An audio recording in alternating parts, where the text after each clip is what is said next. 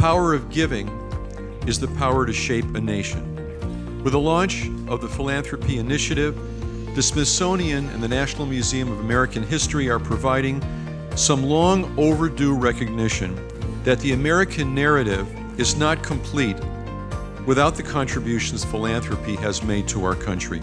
Through changing exhibitions, programs, and public outreach, we are exploring the collaborative power of giving in all its forms and at all levels across a wide spectrum of issues and movements. Father of American philanthropy, Benjamin Franklin believed that society's needs should and could be addressed through the mutual action and generosity of like-minded individuals. So, he may be known for having invented the lightning rod and many other inventions, but he really invented the matching grant. I think what made this generation very unique in philanthropy is that they found a philanthropic project that really transformed the America and made it possible for this country to rise to global power. And I think that's one of the super things about the Smithsonian. It's not just about the past. It's not just telling us about history. It's also engaging our mind to think about where are we going in the future. And that's partly why I'm so thrilled about the museum's Philanthropy Initiative. It'll help us understand how philanthropy really has shaped the United States in a unique way and how it's changing and can be a very positive force for our future. Philanthropy helps meet all kinds of needs in society, from museums to symphony halls, but it also plays a special role in reducing inequity and human suffering. Baltimore is a city of idiosyncrasies, personalities, and serious pride. We launched Be More Gives More, a campaign to raise $5 million and to be the most generous city in America.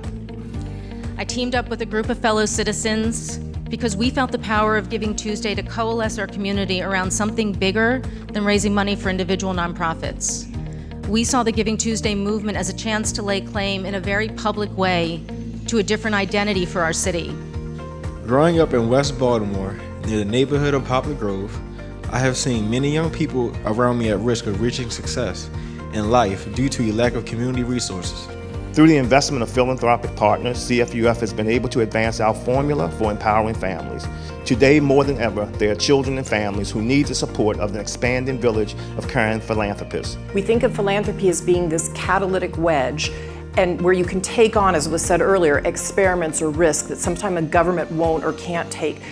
All you can do is be a catalytic wedge. Even with our, what looks like huge amount of money, what we're taking on are big problems, but you show things that actually work and how to do them well, and you do it in concert with governments, and then you get governments to scale them up. These are really hard problems. In philanthropy, the reason some of these problems are left behind, the students who drop out of school or are getting a 0.15 GPA, they're in a tough situation. So these are hard problems society's left behind. So you've got to take risk. That's been one of the skills of my father and his brothers, to learn to bring people into enterprises that who have common interests in medicine or art or whatever, engage them and then share the load of supporting those enterprises. Very, very important thing to do. How did you decide to get involved with the Giving Pledge and create the Giving Pledge? It's really your idea, Bill and Melinda Gates. Where did the idea come from? We didn't start out with the Giving Pledge exactly. We decided it might be a good idea to get a few people that were interested in philanthropy and see what idea might come out of it. And we wrote David's father and asked if he would host a dinner in New York. Maybe a dozen people came to that, and I would say it sort of evolved out of that dinner. The best definition of community that I've heard is it's a group of people who care about each other a little more than they should. And essentially, Reed's early case study of trying to create a new model, a freemium model, has basically now catalyzed a whole new market for employee engagement. This is what I think the opportunities are at this moment, where technology is moving fast, creating new communities online, to marry people who are, time-rich and cash-poor with people who are cash-rich and time-poor. So often there can be for-profit entities that have a huge impact on creating more opportunities, and because they are for-profit, they are more scalable, they're more sustainable.